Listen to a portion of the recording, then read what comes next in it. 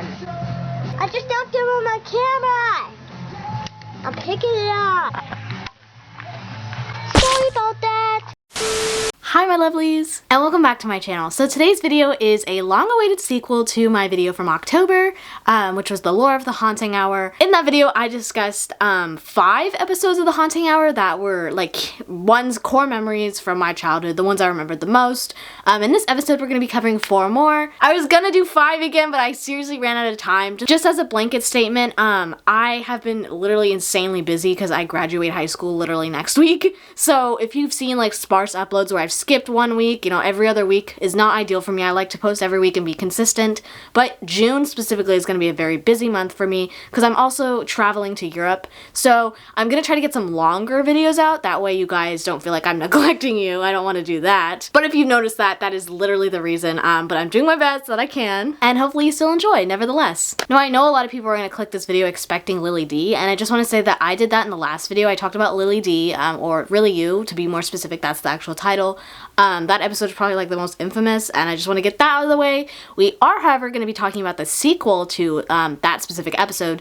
That one's from season 1, the sequel's from season 2. But without further ado, let's dive into R.L. Stine's The Haunting Hour. Yes, R.L. Stine, because in my last video I said L.R. Stine because my brain always reads his name like that. I don't know why my brain reads it as L.R. Stine. It just does. I literally... No one gets me. But yeah, with all that out of the way, let's dive into today's video. So the first episode we're going to be covering is called The Dead Body, and this episode starts out as school is ending at this high school. I don't remember what the high school was called, or even if they say, but Will, our main character, we soon get familiarized with, and the fact that he's being bullied is like in the opening scene. He ends up walking home from school and just scary things start to happen, okay? We get some dramatic shots, and it builds up to him just being scared by the same bullies we see in the opening of the episode, which are named Travis and Chang. After they make fun of him and run off, this random guy that also happens to be like standing mysteriously outside of the school confronts Will about why he lets himself get treated like that. Will, to explain him, like, he's like a cliche kid in the movies that like is getting bullied, but like the kid can't stand up for himself because, well, they're just a lot stronger than he is, and he knows it. The two of them get acquainted. We find out the guy's name is actually Jake Skinner, and Jake is really like enthusiastic about wanting to help get Will out of this situation. Shortly after, they part their separate ways, and also in the like beginning of this episode, we kind of get hinted at Will having a crush on this girl named Anna. I don't remember if he outright states it in the intro of this episode, but he definitely does like the next day, like shortly after this. You're not listening to me. You're romancing Anna in your mind again. I just remember vaguely he was like staring at her at the bus stop, so I thought I should mention it now. Anyways, the next day he actually decides to ask Anna to the school dance that is happening soon, which he fails at miserably at first, and the bullying really just continues. We also find out the whole class is going on what I think is a science-related field trip. We only see him in this one class the entirety of the episode, and this field trip includes Travis and Anna. It's there actually that Will is being messed with once again, and the 4 kids spot a dead body, which isn't actually a dead body, it's just Jake Skinner like helping Will get them back and scare them. 4 being Chang is also there. I don't think I specified that. And soon after they clear away, it's just Will and Jake, and he gets up and they're like, ah, that was great. And Jake really wants to go a step further, okay? He's like, I will help you, like seriously. Like he's very enthusiastic to help Will out, and Will is pretty reluctant because he's like, oh, well, this is already a lot. Like, I think that was pretty funny. You know, he really showed them, but reluctantly ends up agreeing. He took it so much further, though, that Travis isn't even at school the next day, which kind of has Anna concerned, and she, you know, starts to speculate on who Jake Skinner is because she has never heard of this guy. Well, what really happened out there? You saw it. All Jake and I did. Who's Jake? Jake Skinner. Shortly after this, the janitor overhears about Jake Skinner and, you know, ends up telling Will that Jake Skinner died in 1961. Will is like literally denial.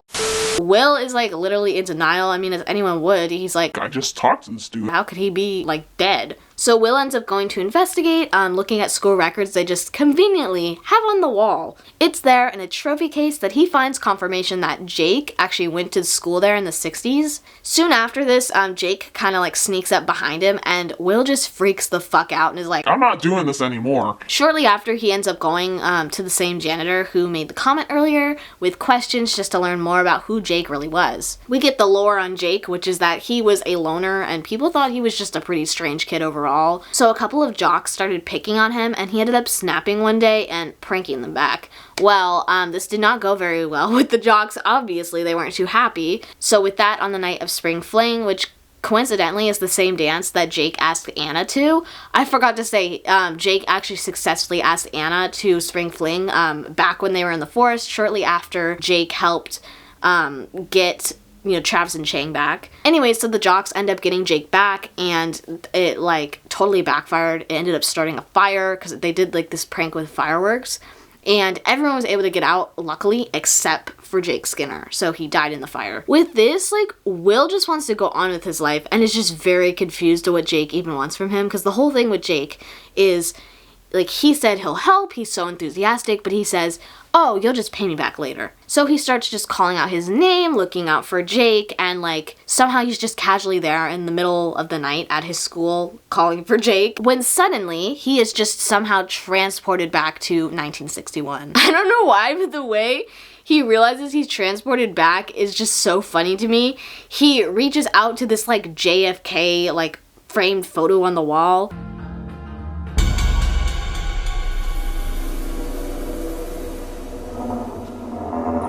I don't know if I just missed it, but seriously, because they're, when he realizes he's back later on, it's a picture of Barack Obama, because this came out in, like, 2013, I think, and, I didn't even realize I was even in there before. I was like, oh. It's just such a funny way to, like, have him realize, this is not 2013. Anyway, we find out he couldn't escape the gym and died in the fire because he was actually locked in, like, this, like, fence thing. So nobody ever knew he was really in there or decided to help him out. So Will watches this whole situation plays out as he pleads for someone to help him, and he's locked in there and no one's showing up. So Will being there now, he can help save him so he doesn't actually die. I helped you, Will. You had to help me. Remember our deal. I'm trying. So you're probably thinking, oh, like, They're even now. Everything is fine, right? well, I guess it was a little too late for that. Saved you. We're even now. Right? Right? When he wakes up and it's present day again, he realizes, oh, it's the spring fling. Wow, I need to go find Anna. But when he finally comes across Anna at the dance, he is just like being ignored, she's not answering, and suddenly Jake walks up to Anna, steals Anna from him, and then they walk through, like, Will. So Will is now the ghost. He's not, like, real. Well, no, he's a ghost. Basically, they swapped roles, so Jake is real now, and Will is dead. Jake Killed him. Moving on, we have our next episode, which is called The Walls. This starts off with our cliche new kid in town moving into his new house. What I love about these episodes too is they're all, like, obviously a different set of characters. They have, like, some where I think it's like some of the same people, like, in different episodes as different characters, but I love how it's a, like, fresh new story every time, kind of. And the kid's name is Jeffrey, and he had a bad feeling from the moment he arrived at this house. Told you she was a beaut. I don't know. That's kind of creepy. Why couldn't we have gotten a normal looking house? And it doesn't, like, make him feel any better when his new room is, like, used to be a nursery. Now, Jeffrey, that's the kid's name. And the kid's name is Jeffrey. When Jeffrey comes back outside, him and his dad just noticed this group of kids, like, staring at them, to which his dad urges him to, talk to them, being like, Oh, you can go make some new friends. But Jeffrey's only met with his suspicions confirmed because one of the kids, Chuck, tells him the old man who used to live there actually died. And when, like, Jeffrey walks up, Chuck is the only kid that actually stays. All the other kids just, like...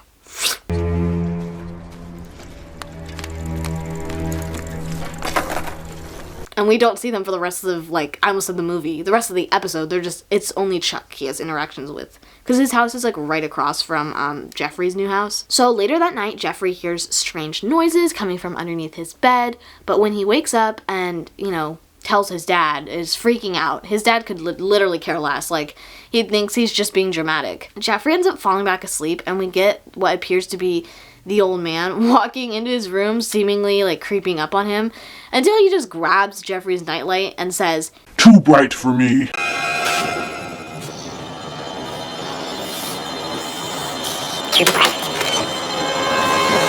this had no right being as funny as it was, but they make it out to be like that his house is just so scary. Like something seriously bad happened to that old man, but then he's just like walking around like your typical old man. So the next day, Jeffrey tells his dad about like what Chuck told him the day before about the old man, and he thinks it's just someone giving him a hard time. But as soon as Jeffrey goes outside to, like, I don't know what he was doing. I think he was moving some boxes.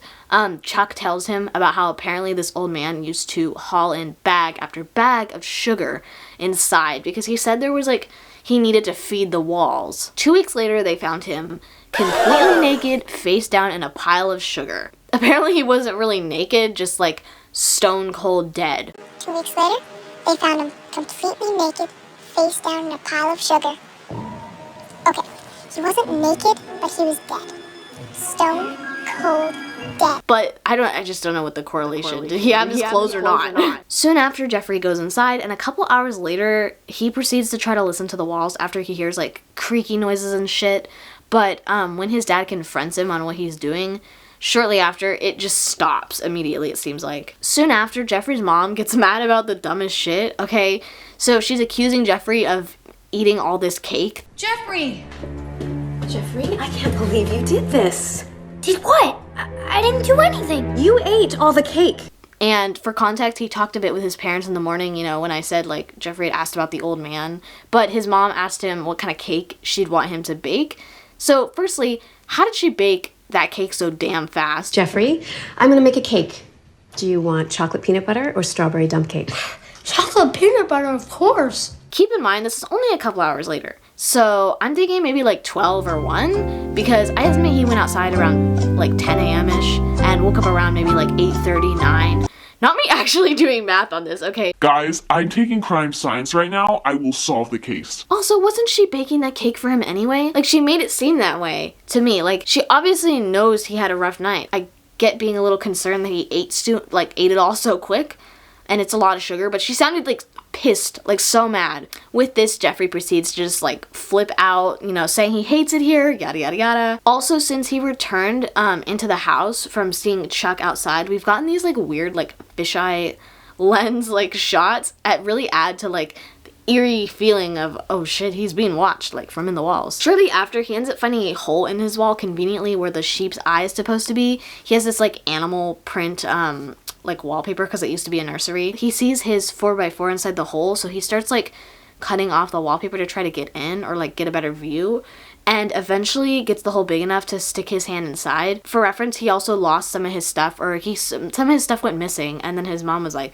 oh, we just haven't unpacked everything yet. Like, you'll find it, but it was actually being stolen and like kept in the walls. But when he does finally reach his hand inside, something on the other side literally grabs onto him, and this creepy voice tells him that if he ever tells anyone about that, I'll take your parents. Soon after this encounter, his parents walk in, and because he can't say anything, he lies and says he's had a change of heart and that he actually loves the new house. Moving on, it's now the next morning, which I swear, this episode, like, the time doesn't usually move around this fast. I just don't know what's going on. Jeffrey's eating breakfast, and he goes to get the syrup out of the cupboard, and that thing, like, I still don't know who or what that is, tells him to just More syrup. I'll get the syrup.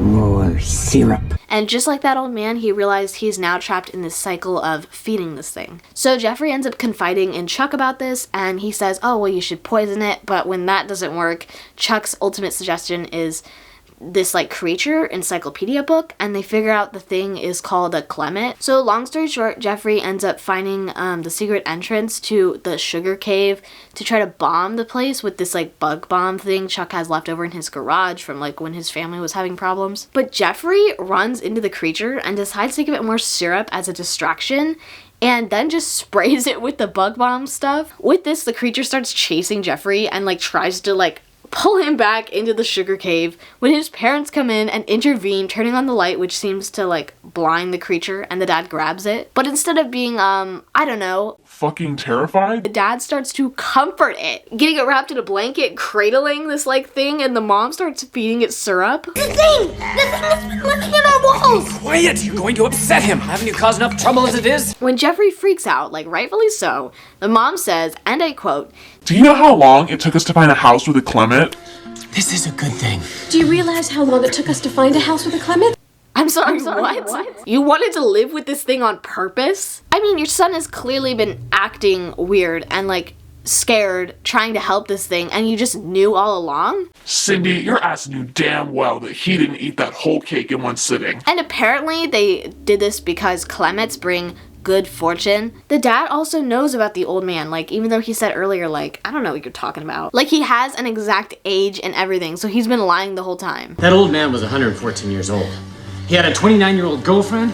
You do the math. In the end, we find out that the more people that know about your Clement, the less good luck it brings. So Jeffrey just blackmails his parents by threatening to tell people. With this, he ends up switching rooms with them, so they have to like deal with it all night long. Honestly, if you want to live in the house with that thing, like, you might as well, okay? He was so in the right for that.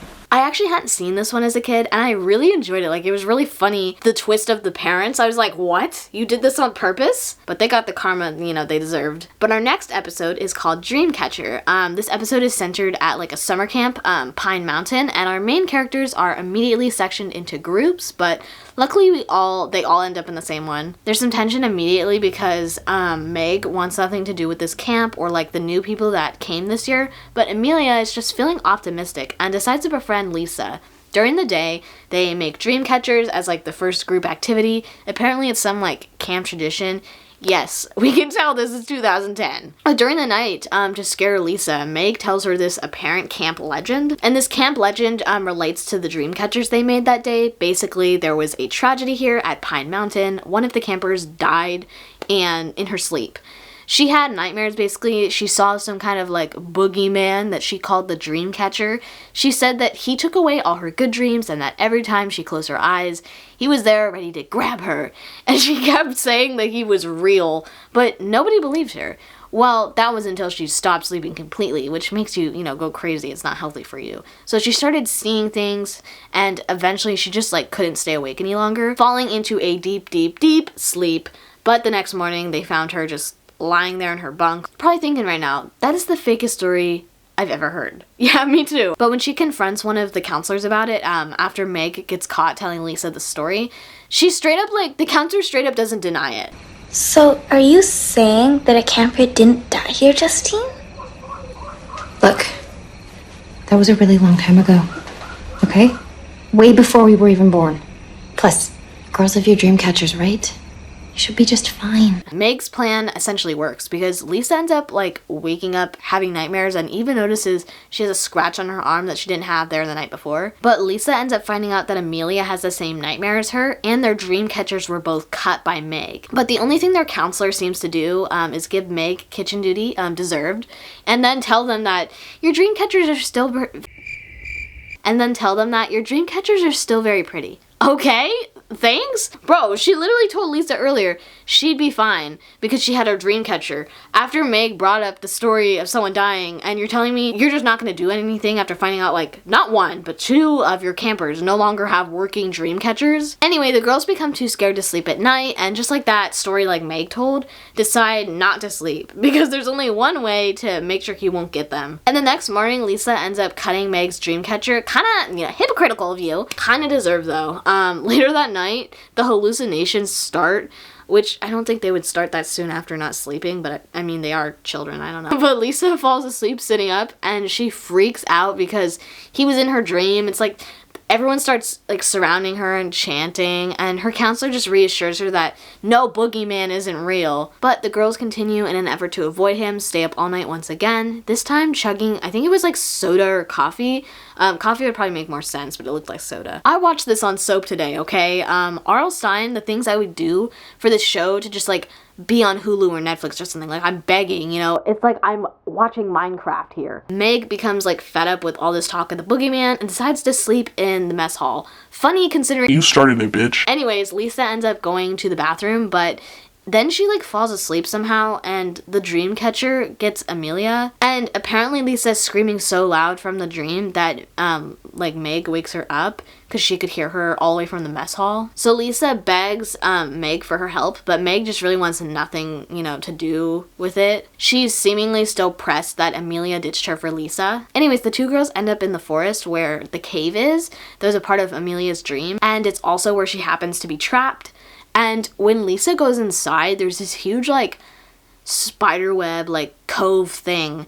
And like the loyal friend she is, she goes inside, she finds Amelia, and as soon as they're leaving, one of them gets their shoe stuck. So when trying to get it unstuck, it leads to them both falling over and getting like completely stuck in the web. In the end, Meg walks like in, ready to ditch them, but then she falls over too and is now stuck to the web. But don't you fear. Plot twist, this creature, as it's like towering over them, getting ready to feast, Amelia and Lisa end up being woken up by Lisa's alarm, which she set earlier in the night when they were like chugging the soda and stuff. And this saves them and wakes them up from the dream. However, Meg isn't so lucky and ends up getting the karma she truly deserves. And our last episode we're going to be covering today is called The Return of Lily D. So by now we all know the infamous episode of The Haunting Hour, Really You, aka Lily D. I don't think I need to explain it. Now, we won't be talking about that one today. As I said before, I watched that in my first video. I will say they copyrighted the hell out of my last video about this show. Like, because I showed clips for context from that episode, it was blocked worldwide like 5 times. In the end, I could never even get it monetized, but ultimately my goal at that point was just to get it up in general. And I think it's completely fair use, as like the clips are just being used for context, but hopefully things this time around go a lot smoother. Anyways, today we'll be talking about the not so talked about sequel, Return of Lily D from season 2. For reference, the original episode is from season 1. It's a 2-parter. This one's only 1 part. So our episode takes place directly after the events of the original episode, where Lily is being found on the street, or she's found on the street by 2 boys who proceed to drag her around and torture her. She really, you know, they're really doing God's work if you think about it. Anyways, Lily's next victim, Natalie, sees this and persuades them to give the doll to her after she freaks out at them, like saying they're hurting her. Yeah, for good fucking reason, Natalie. Anyway, her grandpa ends up agreeing to help send Lily back to the Really You place to get her arm fixed and stuff. And when the doll maker sees her, she just senses for some reason that something has changed. Something has changed. Could it be?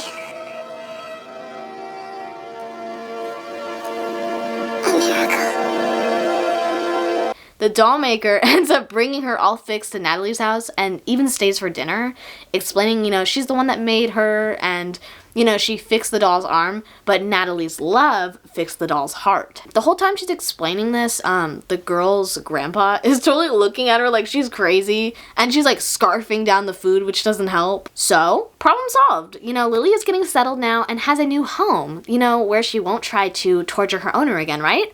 You'd be wrong. We can see that Natalie is a very caring and animal-loving girl. Her grandpa, in the beginning, mentions how she's dragged some other animals home before, and when he sees the doll, he's just like, thank God it's just a doll. But the very next day, Natalie finds this baby bird, like, outside. Well, obviously. And decides to take care of her. She brings her home, puts her in this little box, later getting a cage from a neighbor. Ironically showing Lily D and asking if she's jealous. I'm not jealous. Are you Lily D? Good.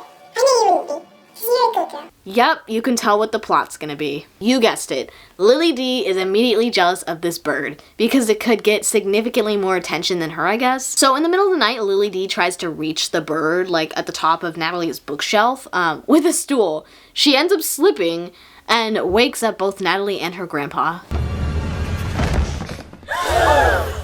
Natalie's confused, but she honestly doesn't like think much of it. But her grandpa definitely finds it strange because it's strange. We flash back to the doll maker at this point, and her other dolls are feeling like she totally made a mistake fixing up Lily D for Natalie, and that Lily D is bad to the bone. She should have, you know, been destroyed, and that it's all her fault.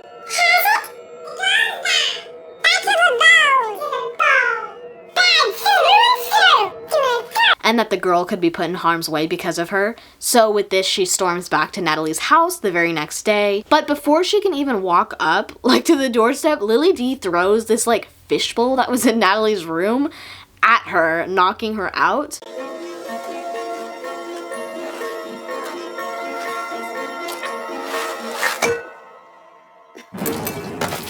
Girl, I don't know what you thought. Like, that would do anything. The lady was still passed out, like, on their porch. And, like, her car was in the driveway, so they were gonna find out she was there. But with this, Natalie gets, like, really freaked out, and she doesn't really want Lily D anymore. I don't want to play with you anymore. And her grandpa tells her, like, if it's upsetting her, he's fine with that. But immediately after, like, when she goes up to get Lily, she's just disappeared. This ultimately freaks Natalie out even more, like, leading her to believe that if she does turn up, something bad will happen. They even tear apart Natalie's whole room and don't find anything. Well, she was damn right, because Lily D ends up taking Natalie's bird, and she puts it in the bathtub, turning on the water to try to drown it, I'm assuming.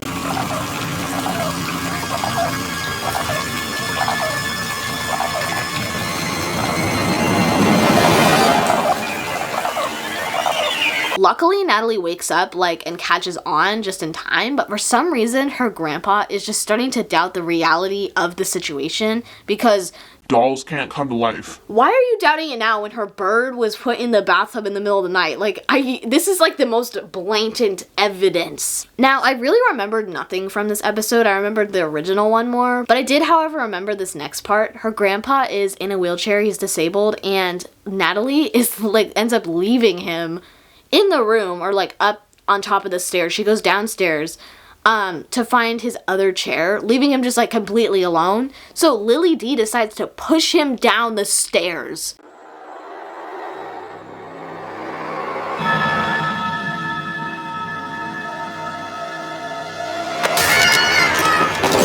Not this bitch being ableist. Now, of course, Natalie runs to, you know, what the fuck, her grandpa just fell down the stairs. But shortly after she leaves, like, to hunt Lily D down and, like, put an end to this. She ends up walking, you know, doing what she was originally doing to find his other wheelchair, and finds Lily D sitting in it, in, like, facing the window. Well, we think it's Lily D, but actually it's just her wig, and she took it off. So she shows up behind Natalie with like a knife, but luckily Natalie's able to smack her with a frying pan, which was her original plan when she thought she was sitting in like his other wheelchair, and this causes her head to go flying off into this like pot that was on the stove. So we end this episode with a little montage song of the doll maker's dolls singing her a goodnight song, and that she's been put to rest.